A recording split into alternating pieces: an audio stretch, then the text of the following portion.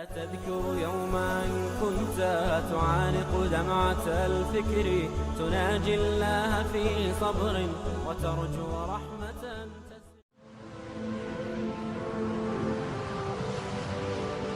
حضرت عمر رضی اللہ تعالیٰ عنہ جب ایمان لائے تو آپ نے ایک ایک کافر کے گھر کے دروازے پہ کھڑے ہو کے کہا کہ تم کمزوروں کو مارتے تھے، میں تمہیں بتانے آیا ہوں میں محمد عربی کا نوکر بن گیا. بلکہ آپ نے اعلان کیا جس نے اپنی بیوی کو بیوہ اور بچوں کو یتیم کروانا ہو اور اپنے ماں باپ کی کمر کو جھکانا ہو وہ عمر کے مقابلے میں آئے. اللہ اکبر. زنیرہ نامی ایک خاتون تھی، بہت کمزور. راوی کہتا ہے کہ اس کی ہڈیوں میں گودا نہیں تھا، عشق رسول تھا، اور اس کا ظالم آقا اس کو مارتا ہے، اور جب مار مار کے تھک جاتا ہے ادھر سے عمر آ رہے ہیں. یہ اسلام لانے کے پہلے کی کہانی ہے.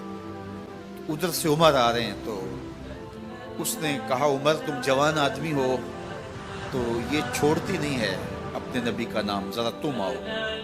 عمر کوڑا پکڑ لیتے اسے مارتے مارتے تھک جاتے ہیں تو پانی پینے لگتے ہیں. تو کہتے ہیں مجھے تیرے پہ ترس نہیں آیا لیکن میں ذرا پانی پینے لگا ہوں، اور پھر گلے کے اندر ڈال کر کے کوڑا اور اس کی رسی کو بل دیتے ہیں اور اس کی آنکھیں باہر نکل آتی ہیں اور کہتے ہیں بلا اپنے نبی کو جو تیری آنکھوں کی بینائی واپس کرے. اللہ اکبر. تو اس نے آسمان کی طرف منہ کر کے کہا مالک میں کبھی بھی آنکھوں کی بینائی نہ مانگتی لیکن اب تیرے نبی کی عزت کا سوال ہے. آنکھوں کی بینائی واپس ہو جاتی ہے. زنیرہ کو بڑا مارا. آج عمر گلیوں میں آنکھوں میں آنسو ہیں اور عجیب دل بے تاب ہے اور کہتے ہیں آؤ بھئی میں حضور کا غلام بن گیا ہوں تمہیں بتانے آیا ہوں. زنیرہ نے موڑ کاٹا تو آگے عمر یہ آواز دے رہے تھے. زنیرہ ایک کونے پہ کھڑے ہو کے رو کے کہتی ہے عمر تم تو بڑے اس دن جوش و غضب میں تھے اور تم مارتے ہوئے تھکتے نہیں تھے. تو عمر نے کہا زنیرہ اس دن میں نے دیکھا نہیں تھا، اب میں محمد عربی کو دیکھ آیا ہوں. جنہ ویکھیا نہیں ہو کرن گلاں، جنہ ویکھیا نہیں ہو کرن گلاں، جنہ ویکھیا ہو تے بول دے، جڑے محرم راز حقیقت دے اور راز حقیقت کھول دے. تو حضرت عمر رضی اللہ تعالیٰ عنہ ایمان لائے. حضرت عبداللہ ابن مسعود رضی اللہ تعالیٰ عنہ فرماتے ہیں کہ حضرت عمر کا ایمان لانا مسلمانوں کے لیے عزت کا سبب تھا. ان کا ہجرت کرنا مسلمانوں کی نصرت تھی اور ان کی خلافت مسلمانوں کے لیے رحمت. حضرت عمر رضی اللہ تعالیٰ عنہ وہ ہیں کہ میرے حضور نے فرمایا لوگوں جب نیک لوگوں کا ذکر کرو تو میرے عمر کا تذکرہ ضرور کیا کرو. میرا عمر وہ ہے کہ جب وہ ایک سمت سے آ رہا ہو، ایک گلی اور بازار سے آ رہا ہو تو شیطان بھی آ رہا ہو عمر کو دیکھ کے راستہ تبدیل کر لیتا ہے. حضرت عمر رضی اللہ تعالی عنہ کی طبیعت کے اندر جو جاہ و جلال تھا، طبیعت کے اندر جو سختی تھی وہ اسلام کے اندر آ کر بھی قائم رہی. اور آپ نے وہی سختی وہی جاہ و جلال جو پہلے مسلمانوں کے خلاف تھا اب کفار کے خلاف منافقین کے خلاف حضرت عمر کی طبیعت کے اندر وہ جوش و خروش بدستور موجود ہے.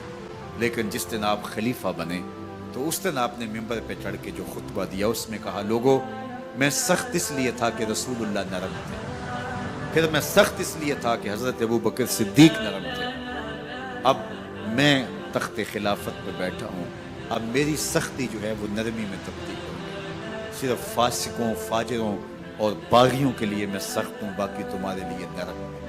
سب سے کم جو تنخواہ بیت المال سے اگر کسی وجود نے لی ہے تو وہ حضرت عمر رضی اللہ تعالیٰ نے صرف 2 جوڑے لیتے تھے سال میں. اور راوی کہتا ہے کہ میں نے دیکھا ہے کہ اس میں بھی 17 پیوند لگے ہوتے تھے. حضرت عمر رضی اللہ تعالیٰ عنہ کا طرز زندگی، آپ کا انداز معاشرت اور آپ کا انداز خلافت، ہر لمحہ آپ کی زندگی کا اٹھا کے دیکھیے کتنی مرتبہ قرآن حضرت عمر کی رائے کے مطابق نازل. اللہ تعالیٰ جل شانہ نے ان کو صاحب الہام بنایا تھا.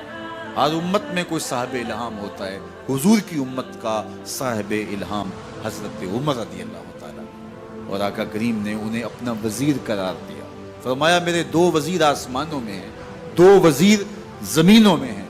آسمانوں کے وزیر جبرائیل اور میکائیل ہیں اور زمین کے وزیر ابو بکر اور عمر ہیں. رضی اللہ تعالی عنہما۔ ایک دن حضرت عمر بیٹھ کے رو رہے تھے، تو کسی نے کہا حضرت رو کیوں رہے ہیں؟ فرمایا کہ میں اس لیے رو رہا ہوں کہ فلاں پل سے بکریاں گزری ہیں، تو پل کے اندر شکستگی تھی، ٹوٹا ہوا تھا پل درمیان میں، اس میں ایک بکری کی ٹانگ ٹوٹ گئی ہے، تو میں ڈرتا ہوں کہ میرا رب یہ نہ پوچھے کہ عمر تو نے پل صحیح تعمیر نہیں کروائے تھے کہ ایک بکری کی ٹانگ کیوں ٹوٹی ہے۔ یہ ہیں حضرت عمر رضی اللہ تعالی عنہ۔ اللہ اکبر۔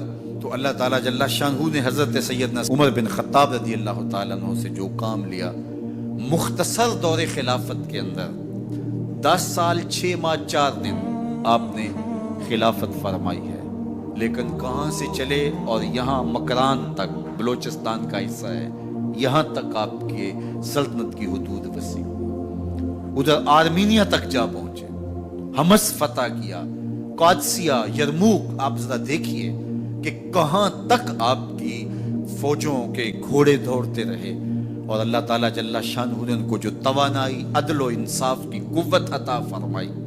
اللہ اکبر۔ جب زمین پہ عدل کیا ہو تو زمین بھی حکم مانتی ہے، اور حضرت عمر وہ تھے جن کا حکم ہوائیں بھی مانتی تھی، زمین بھی مانتی تھی، جن کا حکم جو ہے وہ آگ بھی تسلیم کرتی تھی اور دریا بھی ان کا حکم مانا کرتے تھے۔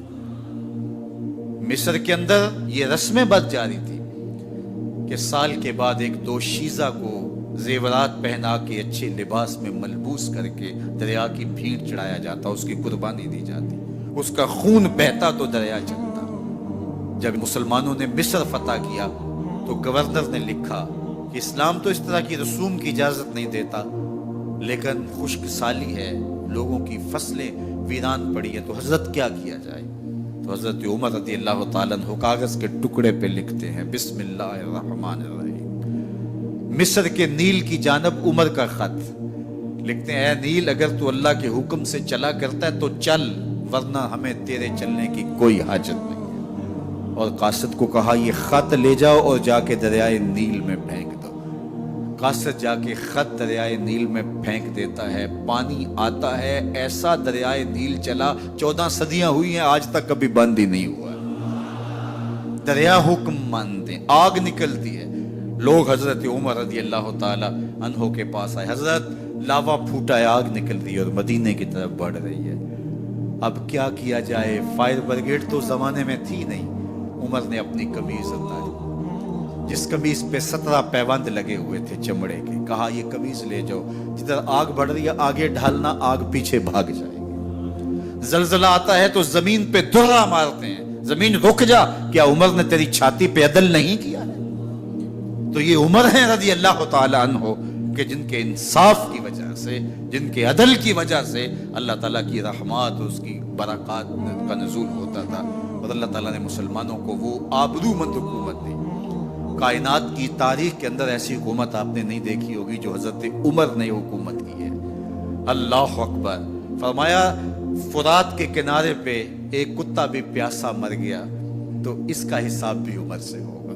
باہر سے سفیر آتا ہے اور آ کے پوچھتا ہے کہ میں امیر المومنین کے، مسلمانوں کے حکمران کے محل میں جانا ہے، تو وہ مسکرا کے کہتے ہیں ہمارے امیر کا تو کوئی محل نہیں ہے۔ کہا کہاں ہے تمہارا امیر؟ کہا مسجد نبوی میں ہوگا یا بیت المال کی اونٹوں کی دیکھ بھال میں لگا ہوگا۔ وہ جب گئے تو مسجد میں نہیں ہے، اللہ اکبر، وہاں گئے تو وہاں بھی نہیں ہے۔ پھر کیا دیکھتے ہیں کہ عمر رضی اللہ تعالی عنہ جنت البقیع کے پاس ایک درخت کے نیچے اینٹ کا سرانہ رکھ کے سوئے ہوئے، تو اس نے کہا عمر تو نے عدل کیا ہے، تجھے کچی اینٹ پہ بھی نیند آ گئی۔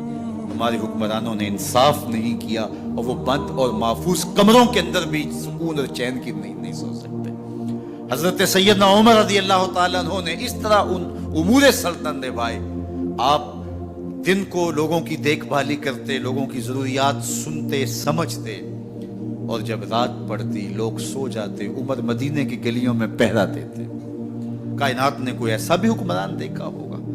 اللہ اکبر۔ وہ مجاہد جو مختلف محاذات پہ گئے ہوئے ہوتے، ان کے گھروں کی دیکھ بھالی کرتے، ان کی ضروریات کا خیال رکھتے، ان کی آبرو کا پہرا دیتے۔ راتوں کی تنہائیوں کے اندر حضرت عمر اٹھتے اور جا کے گشت کرتے، چکر لگاتے، دیکھتے کوئی آنکھ پر نم نہ ہو، مفلسی کا کسی گھر میں ماتم نہ ہو۔